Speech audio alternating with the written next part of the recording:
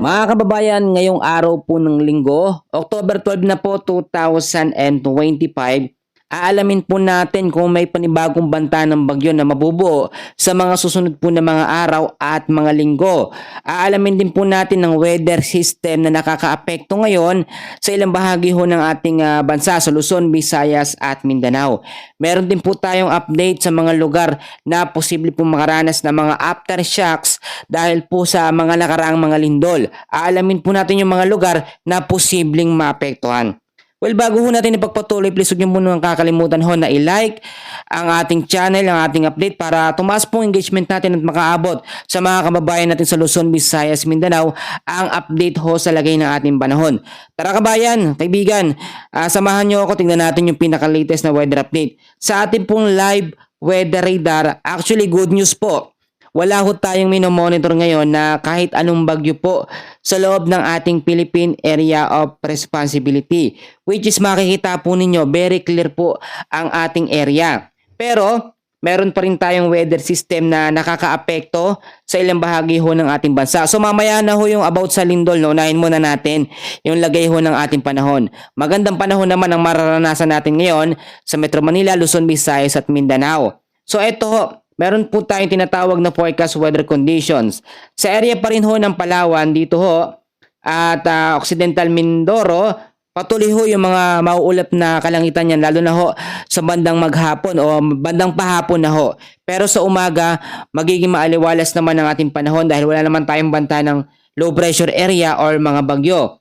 Pero bandang hapon ho, partly cloudy to cloudy skies, with isolated rain showers po and thunderstorms ang posibleng maasahan dyan po sa Palawan at Occidental Mindoro dahil po sa tinatawag natin na southwesterly wind flow o yung mahinang amihan na nanggagaling po sa may kanlurang bahagi ng ating bansa. So sa ilang bahagi naman po ng Metro Manila, the rest po ng ating bansa, ang lagay po ng panahon dyan ay partly cloudy to cloudy skies pa rin po with isolated rain showers and thunderstorms dahil po yan sa easterlies at mga localized thunderstorms. Ang easterlies muling nagbabalik, ito po yung mainit na hangin na nanggagaling ho sa may karagatang Pasipiko at itong mga thunderstorms naman, bandang hapon ho yan at sa gabi ho nagpapaulan. So babalikan ho natin yan. Ang pinaka main focus po natin ngayon yung mga lugar po na posibleng makaranas po ng aftershocks o yung mga lindol dahil po sa malalakas na impact ng magnitude 7.6 dyan po sa may Davao Oriental. Possible kasi na yung mga aftershocks po ay mangyari sa mga susunod po na mga araw or mga oras. Sa huling pagkatalaho, alamin muna natin yung mga lindol. Actually, sunod-sunod po ito. Yung magnitude 4.5 po na nangyari sa Maconacon, Isabela, kahapon ho ito, October 11, at possible yung mga aftershock po, bandang hapon. So, mas maganda ho na maging alerto tayo, maging handa dyan sa area po ng Isabela. May nangyari naman din po na magnitude 4.8 sa may La Union, at ito po yung October 9 pa po ito, at possible din yung mga aftershocks. Alam niyo mga kaibigan, mas maganda na ho na sa ganitong sitwasyon ay naghahanda po tayo kaysa mararanasan natin. Saka pa lang tayo matataranta at hindi po natin alam ang ating gagawin. Yung sumunod naman na naranasan na lindol, kahapon din po, magnitude 5.0 po ito sa Cabangan, Zambales. Yun po ay October 11, kahapon ho, ang alas 5:30 ng hapon niya naranasan. So possible din ang mga aftershocks sa mga lugar po na yan. So kahapon, sa pagkatala po ng PBOX ay nakapagtala po sila ng halos 3,000 aftershocks. Pero medyo mahihina naman yun. Yung iba hindi naman masyadong nararamdaman. Pero mas maganda pa rin na lagi po tayo nakahanda. Yung nangyari naman po na magnitude 6.9 sa may Bogo, Cebu, noong September 30 po ito, grabe ho yung naging impact at epekto nito. Actually, ang dami din po mga aftershocks ang naranasan noon. Pero siyempre hindi pa rin natin inaalis yung mga posibilidad na masundan pa rin. No? Dahil connecta po yan. Yung mga lugar ho na yan. May mga fault line po dyan. Mamaya explain ko po sa inyo yung mga lugar po na posibleng makaranas ng aftershocks. Yung nangyari naman po na magnitude 7.4 sa may Davao Oriental, noong October 10 po ito, grabe, ang tindi po ng pinsalang naidulit nito at marami tayong mga kababayan ang talagang napinsala ang kabahayan. May mga nasugatan, may mga nawalan ho ng buhay, nakakalungkot po at actually wala ho tayong magagawa. Pero yung panalangin, makakatulong ho yun. Yung nangyari naman po na magnitude 5.8 po sa Manay, Davao Oriental, noong October 11, kahapon ho ito, alas 6:30 ho ng gabi. Yung actually hindi naman ganoon kalakas, pero sobra yung naging impact sa mga lugar. Nakita naman natin, hindi siya kagaya ng 7.4 dyan po sa may Manay, Davao Oriental. Ito hindi naman masyadong nagdulot ng malaking pinsala, pero malakas-lakas pa rin po yan. Yung nangyari naman po na magnitude 6.9, ito naman din po sa may Davao Oriental, Manay, Davao Oriental, no October 10, ang tindi ng naging pinsala po nito. Marami pong mga establishmento, may mga eskwelahan, mga kabahayan po ang natamaan ng matinding pong lindol na yan. So ang sinasabi natin, ang bansang Pilipinas ko po, no, yung bansa ho natin, ay kasama po yan sa tinatawag po na Ring of Fire. Ibig sabihin, yan po yung mga fault line na madalas pong nadadaanan or naapektuhan po ng mga lindol. So, bukod sa Pilipinas, kasama rin po ang New Zealand, ang Indonesia, ang Japan, ang Russia, Canada, USA, Mexico, Peru, at ang Chile. So, may nangyari po na mga aftershocks at paglindol din sa ilang bahagi po ng Metro Manila. Kahapon ho yan, sa ilang bahagi din ng Bulacan. So, ngayon, pinaghahanda po yung mga kababayan natin dahil sa posible pong aftershocks dyan po sa may Central Visayas. Meron na pong threat dyan, mga fault line po na malapit sa Bohol, sa may Cebu City, Cebu at Negros.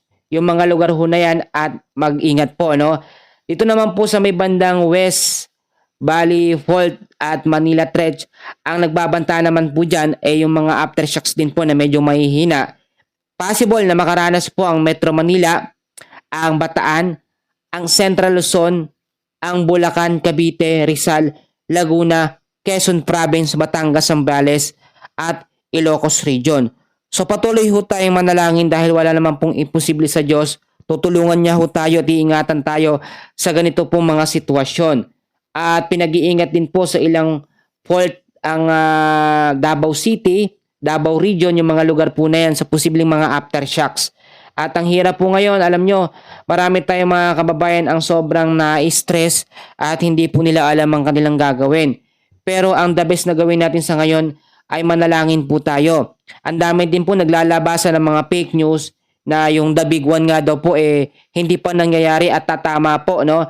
Diyan sa malaking bahagi ho ng Metro Manila. May mga nagsasabi.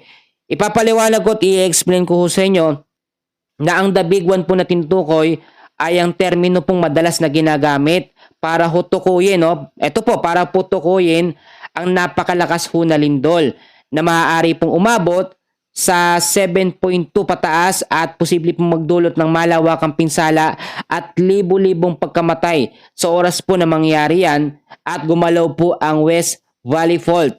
Kapag nangyari ho yun mga kaibigan, possible yung impact po dito sa Metro Manila. So hindi naman natin mapipredict. Wala pa hong makinarya o sistema or kahit ano pang kagamitan yan sa computer na nakakadetect po, nakakapredict ng mga posibleng mga susunod po na mga lindol. Biglaan ho talaga ang lindol at hindi po natin masasabi kung anong oras po yan mangyayari or magkakaroon po ng epekto. At ito bilang bansa o bilang Pilipinas na bahagi po ng Pacific Ring of Fire, ang rehiyon ho natin ay nakapalibot po sa Karagatang Pasipiko na kung saan po madalas nagaganap ang mga lindol at pagsabog po ng mga bulkan. Nakakapagligtas ng buhay po, no, ang malaman natin na ang bawat sulok po ng ating bansa ay masusubok ng malalakas po na lindol. At siyempre, yung pagiging updated natin sa mga lugar. Alam nyo, mapiprevent pa naman natin. Ma-a-action na natin ito. Once ho kasi na merong mga lindol na malalakas na pumalo ng 7.2, 7.6, lalo na po dito sa may Davao Oriental, ilang bahagi ng Mindanao, ang nagiging kasunod yan madalas ay tsunami alert. Minsan naman kapag hindi naman ganun kalakas, hindi naman itinataas. So dapat yung mga ganong pahiwatig, mga lindol, ay dapat nagiging alerte po tayo. Tapos kapag nagkaroon po ng malakas na lindol, yung mga aftershocks naman po nangyayari yan, oras-oras. At minsan yung iba, inaabot pa po ng ilang mga araw. Matindi ho talaga yung nagiging epekto. Alam nyo, marami tayong mga kababayan ngayon, kahit po yung mga bata, sobra pong nai-stress ang nangyayari sa ating bansa. Bukod ho kasi sa sunod-sunod na mga bagyo, ay may mga lindol pa, yung mga pagbabaha, may mga corruption pa. No, ang dami ho talaga, pero alam nyo, eto ho yung pagpapahiwatig at pagpapaalala sa atin ng Diyos na dapat ho tayong lumapit sa Kanya anumang oras at wala tayong magagawa kapag wala ho siya, mga kaibigan, mga kababayan. We are nothing without Him. Kaya kailangan po natin i-accept ang Panginoong Hesus sa ating buhay bilang ating Diyos at tagapagligtas. Pasensya na ko ho kayo, naisingit ko ho. Importante ho kasi yun. So ngayon, okay na ho ba tayo? Diyan po sa update natin sa lindol. At ako, nag-explain po ako, pinaliwanag ko sa inyo bilang pagpapaalala sa ating mga kababayan. Alam ko ho yung mga elders natin nanonood. May mga nanonood din po sa atin sa Amerika. Yung mga OFW po natin dyan. Kamusta ho kayo? Sana ho okay po kayo dyan. Kami ho dito sa Pilipinas ay patuloy ho lumalaban sa mga sa kunahon na nangyayari. Panalangin nyo ho kami. So balikan ho natin yung update natin sa lagay ho ng ating panahon. Tatapatin ko na ho kayo. Naglabas ho ang pag-asa ng mga nakaraan pa ang araw ng tropical cyclone threat potential. At ito ho, good news, maganda hong balita natin dito dahil po simula sa week 1, ang October 8, nagsimula ako, nakaraang araw pa, hanggang October 14, meron po tayong namomonitor na low pressure area. Pero huwag kayong mag-alala, yung LPA po na yan, kahit dadaan po yan dito sa may Eastern Visayas, palabas po sa west o kanlurang bahagi ng ating bansa, nasa low chance po na maging isang ganap po na bagyo o tropical depression. Sa week 2 naman ho natin, magsisimula pa sa October 15 hanggang October 21, meron din po tayong isang low pressure area na namomonitor o mamomonitor, napapasok po dito po sa may silangang bahagi ng ating bansa, talabas po sa may kanlurang bahagi. Ipapaalala ko sa inyo na wala pa po yung susunod na bagyo. Pagkatapos itong Sikedan, ang tatawagin pong bagyo sa susunod ay Bagyong Ramil. Kung may nakikita po kayong mga update sa Bagyong Ramil, wala pa ho at wala ho tayong bagyo na minomonitor ngayon sa loob ng ating Philippine Area of Responsibility. Yung nakakadagdag po ng panic na sinasabi may panibagong malakas na bagyo, wala pa ho, mga kaibigan, wala pa po, no? At hindi po totoo yon. Fake news po yung lumalabas. Pero totoo na talagang tatawagin Bagyong Ramil yung susunod po na bagyo na mabubuo sa ating bansa. Sa ngayon ho, sa huling pagkatala ng pag-asa noong mga nakaraan pa, sa Oktubre, no, sinabi ho na rin ho nila sa update na 2 hanggang 4. So nakakaisa pa lamang ho tayo, kung di ako nagkakamali, isa o 2 na ho tayo, no, ngayong October po, at meron pa tayong mga possible na inaasahan na darating. So it means dapat maging handa pa rin po tayo sa mga posibilidad na pwedeng mangyari. So may nagtatanong sa akin sa comment section, bakit daw po merong mga malalakas na mga pagkukulog, no? Yun ho, ito ipapaliwanag ko sa inyo, yung mga malalakas ho na pagkulog na nararanasan ho, lalo na dito po sa Metro Manila, sa Luzon, Visayas at Mindanao. Yun po yung tinatawag natin ng mga localized thunderstorms, and then usually sa bandang hapon ho at inaabot hanggang sa gabi yung mga pag-uulan ho na yon. Kapag napapansin ho ninyo na sobra pong maganda ang panahon sa umaga hanggang sa magtanghali, bandang hapon kumukulimlim at nagkakaroon ng mga biglang bugso ng pag-uulan. Minsan yung pinakamatagal ay inaabot po hanggang 1 oras. Mga thunderstorms po yun. Maganda pa yung magiging panahon natin ngayong araw po na linggo. Ipanalangin pa rin natin yung epekto po ng possible na mga aftershocks na mawala po. At yung mga posibleng sama ng panahon na makaapekto sa ating bansa ay mawala. Sa ngayon, dahil nga po nasa amihan season na tayo, wala na ho tayo sa habagat, expect po natin, no, asahan po natin kapag may bagyong nabuo, ito po yung mas mataas yung chance na pumasok o tumama po sa ating Philippine landmass dahil po sa sirkulasyon ng hangin na meron po sa amihan. Meron po tayong southwesterly wind flow o yung mahinang amihan sa may kanlurang bahagi ng ating bansa, at meron din po tayong tinatawag na northeasterly wind flow, and usually ang tinatawag po natin na amihan, northeast monsoon talaga yon na nanggagaling po dito sa may taas. Yan po talaga yung kanya nagiging sirkulasyon. Pero dahil nga po sa pabago-bagong ihip ng hangin ay medyo pawala-wala ho, no? At ngayon, nagbabalik na naman yung easterlies. Ibig sabihin, pag meron ho tayong easterlies, medyo mawawala po yung malamig na hangin o naihip ng hangin, lalo na sa madaling araw at sa gabi. And actually, hindi pa talaga ngayon malamig, no? Kung titignan nyo sa madaling araw, hindi pa ganun kalamig ang panahon dahil mahinang amihan pa lamang ang nararanasan. Pero sa ilang bahagi ng ating bansa tulad sa Baguio, tulad sa ilang bahagi po ng Tanay, yung mga lugar ho na matataas ay nakakaranas ngayon ng malalamig na panahon dahil nga po sa unti-unting pagpaparamdam ng amihan sa mga lugar ho na yan. Muli mga kaibigan, ipapaalala ko sa inyo na wala tayong binabantayan na bagyo sa loob ng ating bansa. Pero magkagayon man, narito na ho, tandaan nyo yung mga paalala ko. Importante ito. Please, no, sana ho tapusin nyo yung video dahil talagang gumagawa ako ng effort, madaling araw, gumigising pa po ako. So, unang-una, lagi po kayo mag-antabay sa lagay ho ng ating panahon. Daily po at lagi po natin chinecheck itong weather radar natin. Ito ho, no? Actually, ito lang. Sapat na ho ito para may explain ko sa inyo yung buong detalye sa lagay po ng ating panahon. Lagi ko po kayong mag-antabay sa aking mga binabalita para yung mga lugar po na mababanggit ko, mga lugar baka mabanggit ko yung lugar nyo, ay malaman po natin ang lagay ng ating panahon.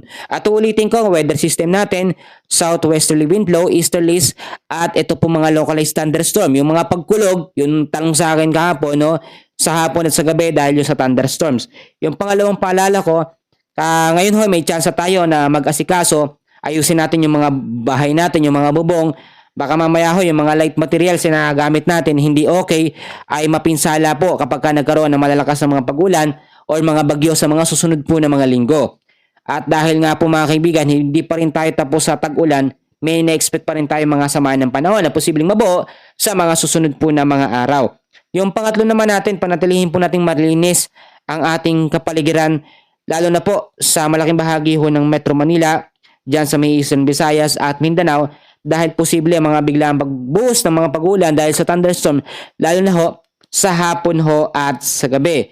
At ito pa mga kaibigan ko, kinakailangan din ho na nakasafety lagi ang ating mga kagamitan. Importante yan para sa biglang pag-ulan o kahit po pag may lindol, nabilis ho natin, nakapak na at bibit-bitin na lang po natin. At gayon din mga kaibigan, kung kaya natin mag-imbak ng pagkain, nasasapat sa ilang araw, mas better o mas maganda ho yun. Pero kung hindi naman, okay lang din naman. Pero kapag may banta tayo ng mga bagyo, mga heavy rainfall warning, kailangan po lagi tayong full pack. Meron tayong mga go bag na tinatawag, kompleto yan. Merong flashlight, meron po mga medical kit, lahat ho yan. Kinakailangan ho ay lagi tayong prepared dahil ngayon, ang panahon ho natin, ay paiba-iba at pabago-bago. Sunod-sunod din po ang mga lindol na nangyayari.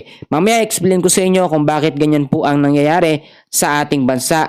So eto, manghuli natin mga kaibigan, mga kababayan, mga kapatid ko, kailangan ho nating manalangin ng taimtim sa Panginoon para ho sa safety ng bawat isa, lalo na po sa mga lugar na sobrang naapektuhan ho ng lindol.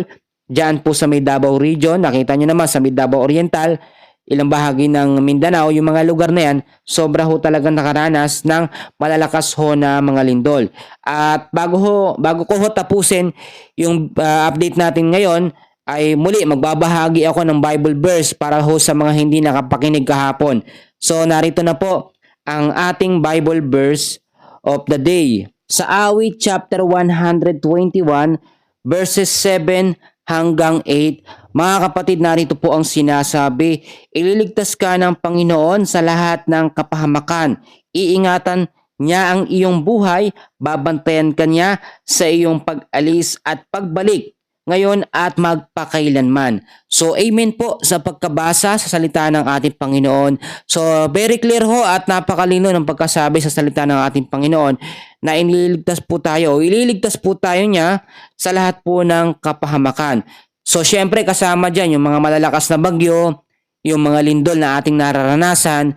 So, alam ko, isa ho tayo sa nakakaranas ngayon ng hindi magandang pangyayari sa ating bansa at marami ho ang naguguluhan.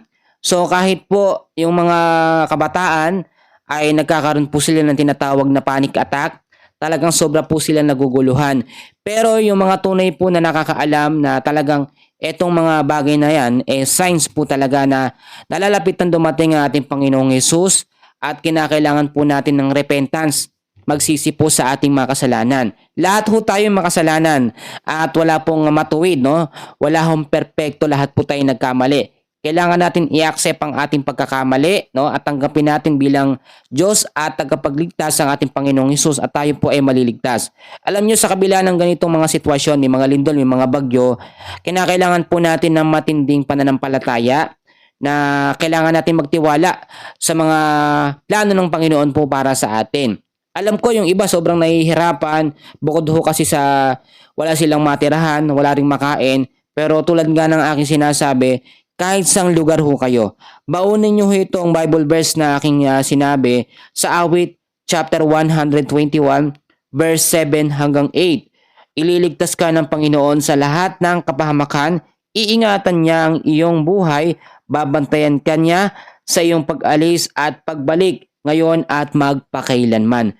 So sa ngayon, kaibigan kabayan, kung nakaabot ka sa dulo ng ating video, mapalad ka, and please pa-comment na yung pangalan kung taga saan ka para naman alam ko kung taga saan yung mga nanonood sa akin dito sa ating update. So yung ating lagay ng panahon nasa may bandang unahan, yung update naman natin sa posibleng mga aftershocks ng lindol nasa may bandang gitna, at yung ating Bible verse nasa dulo naman ho. So kinokompleto ko ho ito para yung mga solid po na nanonood sa akin at nagbabahagi ng aking update sa ibang mga kababayan natin ay napapalitan ko, nasusuklian ko ho yung tulong nyo sa akin.